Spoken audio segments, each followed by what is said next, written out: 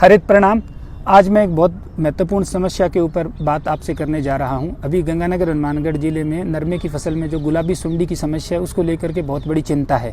इस चिंता के साथ साथ में बहुत तरह की अफवाहें भी है। जैसे एक ये अफवाह आम है कि हिंदुस्तान में बोलगार्ड 1 बीज का इस्तेमाल हो रहा है, जबकि अमेरिका में बोलगार्ड 6 आ गया, इस कारण वहाँ गुलाबी सुंडी की समस्या नहीं है। जबकि इसकी जो सच्चाई है वो ये है कि अभी तक बोलगार्ड 1, 2 और 3 तीन ही फेज इस सीड के मार्केट में आए हैं। इसके अलावा आगे इसकी कोई किस्म नहीं है और हिंदुस्तान में बोलगार्ड 1, 2 और 3 तीनों है, उनका कल्टीवेशन किया हुआ है।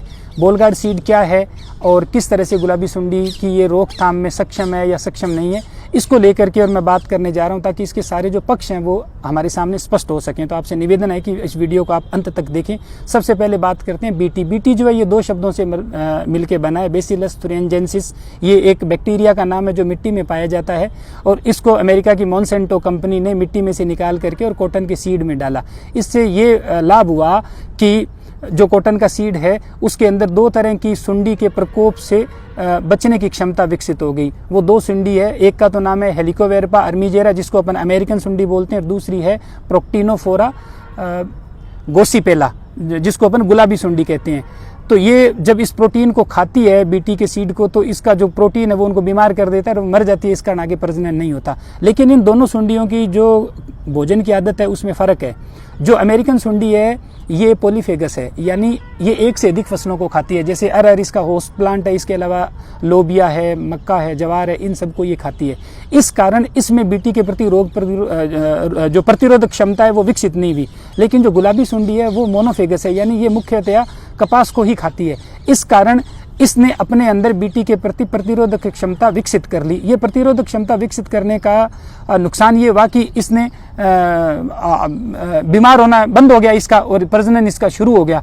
पहली बार 2009 में गुलाबी सुंडी का प्रकोप है वो गुजरात के अमरेली और आसपास के जिलों में सामने आया था। तब 2010 में मॉन्सेंटो ने ये कहा था कि जो बोलगार्ड 1 सीड है उसमें गुलाबी सुंडी के प्रकोप की समस्या है, इसलिए आप बोलगार्ड 2 का इस्तेमाल करें। हिंदुस्तान में बोलगार्ड 1 को अनुमति मिली थी 2002 में और 2005-06 में बोलगार्ड 2 को अनुमति मिल गई। बोलगार्ड 1 का मतलब है कि उसमें बीटी का 1 जीन होता है, क्राई 1AC, और बोलगार्ड 2 का मतलब इसमें बीटी के 2 जीन, क्राई 1AC और क्राई 2AB, ये इसमें जीन होते हैं। लेकिन 2015-16 में गुजरात और इसके अलावा तेलंगाना, महाराष्ट्र वगैरह इनमें फिर से गुलाबी सुंडी का प्रकोप देखा गया। 2018-19 में पंजाब में देखा गया और इस बार भयंकर प्रकोप है अपने गंगानगर हनुमानगढ़ जिले में। इस प्रकोप में एक और गौर करने वाली बात है वो ये कि 2009 में जब प्रकोप पहली बार गुजरात में गुलाबी सुंडी का हुआ, तब ये गुलाबी सुंडी पड़ी थी जब फसल 115-20 दिन की थी, यानी पहली चुगाई के बाद या पहली चुगाई के दौरान। लेकिन 2016-17 तक आते आते इसने अपना जीवन चक्र बदला और 65-70 दिन की फसल में गुलाबी सुंडी का प्रकोप देखा जाने लगा। अब की बार जो गुलाबी सुंडी है ये 45-50 दिन की फसल में पड़ गई। इस कारण इसको एक बहुत लंबा 3 प्रजनन काल मिल गए। तो इस कारण ये बहुत बड़ी तादाद में फैल गई और अभी टिंडों के अंदर भी ये है, तो रुई भी खा रही है और जो रुई बची हुई है, टिंडे फट रहे हैं, उनकी क्वालिटी भी अच्छी नहीं है। कुल मिलाकर के पूरा इसने खराबा कर दिया है। अब क्या इसकी रोकथाम की जा सकती है, इसके ऊपर थोड़ी सी अपन बात करेंगे। बोलगार्ड का मतलब ये होता है कि बॉल वॉर्म से ये बना है। बोल का मतलब सुंडी और गार्ड का मतलब बचाने वाला। तो पहला जो आया सीड बोलगार्ड 1 उसमें 1 जीन था, बोलगार्ड 2 में 2 जीन थे। उसके बाद में 2015-16 में बोलगार्ड 3 आ गया। जो बोलगार्ड 3 आया उसके अंदर जो मैंने बताया क्राई 1AC, क्राई 2AB, इसके अलावा विप 3A एक जीन और आ गया। कंपनी ने ये कहा कि ये राउंड अप रेडी फ्लेक्स है। राउंड अप जो कचरानाशी दवा होती है, उन्होंने ये कहा कि आप इस नरमे के ऊपर कचरानाशी दवा का प्रयोग कर सकते हैं, फसल खराब नहीं होगी।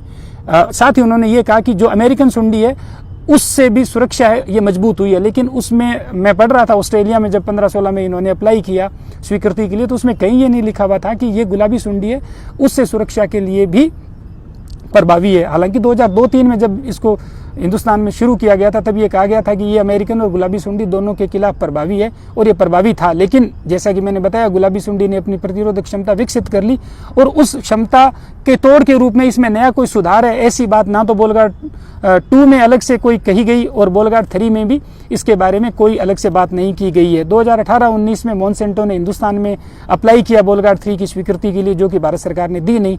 उसके बाद में बायर कंपनी ने मॉन्सेंटो को खरीद लिया और अभी नवंबर 2022 में बायर कंपनी ने फिर आवेदन किया है Bollgard 2 round up ready flex की स्वीकृति के लिए। ये मतलब कि बोलगार्ड 2 है, उसके अंदर कचरानाशी दवा का भी आप प्रयोग करोगे तो फसल खराब नहीं होगी। उसमें ये चीज़ ऐड उन्होंने की है। उसको अभी स्वीकृति नहीं मिली है, बोलगार्ड जो 2 RRF है उसको। और अब कुल मिलाकर के समझने की बात यह है कि बीटी के जो 3 बीज मौजूद है, उन तीनों बीजों में कंपनी अलग से ये बात नहीं कह रही है कि उनमें गुलाबी सुंडी जो अभी पड़ी हुई है उसकी रोकथाम के लिए उनमें कोई इस तरह का प्रभावी कोई बायोटेक्नोलॉजिकल इंटरवेंशन है। तो समझने की बात यह है कि पहला तो बोलगार्ड 3 के अलावा कोई बोलगार्ड का बीज मार्केट में नहीं है, 4, 5, 6 नहीं है, 3 के बाद में विकसित ही नहीं हुआ, पहली चीज। दूसरी चीज, 2009 में पहली बार जब गुलाबी सुंडी का प्रकोप की बात मोनसेंटो ने कही तब उसने कहा था बोलगार्ड 1 के बाद में। 15-16 में बोलगार्ड 2 के अंदर प्रकोप आ गया, वो कंटिन्यू अभी चल रहा है। अब बोलगार्ड 3 का जो ऑस्ट्रेलिया में 15-16 में पेटेंट स्वीकृति ली कंपनी ने, उसमें भी उन्होंने ये कहा कि इसमें आप कचरे की स्प्रे कर सकते हैं और अमेरिकन सुंडी के खिलाफ ये और प्रभावी है। ये बात मीडिया रिपोर्ट्स में छपी हुई है, उसमें कहीं भी गुलाबी सुंडी का अलग से जिक्र नहीं है।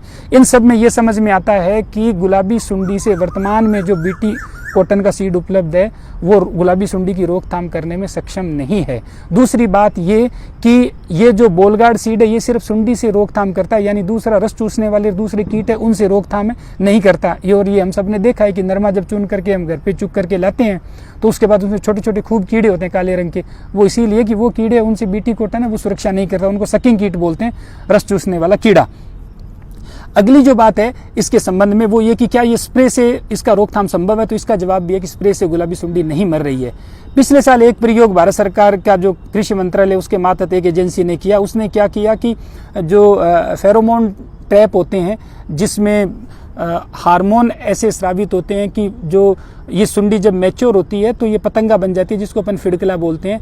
तब ये मेटिंग करने के लिए जब टकराता है तो मादा जो हार्मोन जो छोड़ती है सेम उस खुशबू का हार्मोन कैप्सूल के फॉर्म में लगा दिया जाता है, वो उसके टकराता है और थैले में गिर जाता है, इसको फेरोमोन ट्रैप बोलते हैं। तो उसके जरिए ये पाया गया पिछले साल एक स्टडी में कि 25% फसल है उसकी पैदावार में वृद्धि हुई है, क्योंकि 7 से 10 दिन का इसका जो चक्र होता है प्रजनन का वो इससे बाधित हो जाता है। तो ये एक जरिया है। इसके लिए 2 तरह के फेरोमोन ट्रैप मार्केट में उपलब्ध है, एक तो पीबी नोट और दूसरा स्प्लेट।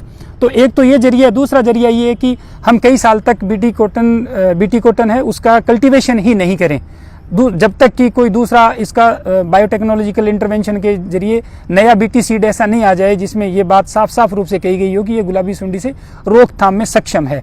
वरना ये एक बड़ी चुनौती है इस पूरे इलाके के लिए, जिसके आर्थिक और पर्यावरणीय बहुत तरह के इसके जो नुकसान है वो भी हैं।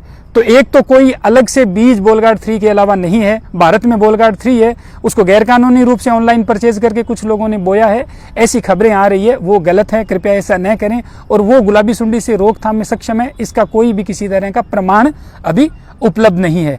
दूसरी बात यह कि हम खेत में कुछ इंटरवेंशन करें, जैसे हम साथ में बाजरा बो सकते हैं तो पक्षी आकर्षित हो सकते हैं, वो कुछ लटों को कम करेंगे, खेत के चारों तरफ खेजड़ी और दूसरे पेड़ अधिकाधिक संख्या में लगाएं जो भूमि की उत्पादन क्षमता को भी बढ़ाएं और साथ में पक्षियों का आश्रय स्थल बने। तो इन इंटरवेंशन के जरिए भी हम ठीक कर सकते हैं। तो मैं उम्मीद करता हूं कि बीटी कॉटन में जो गुलाबी सुंडी की समस्या इसको लेकर के और जो शंकाएं हैं उनका मैं समाधान कर पाया हूं। अगर ये वीडियो अच्छा लगे तो कृपया आप इसे आगे भी शेयर करें। थैंक यू, हरित प्रणाम।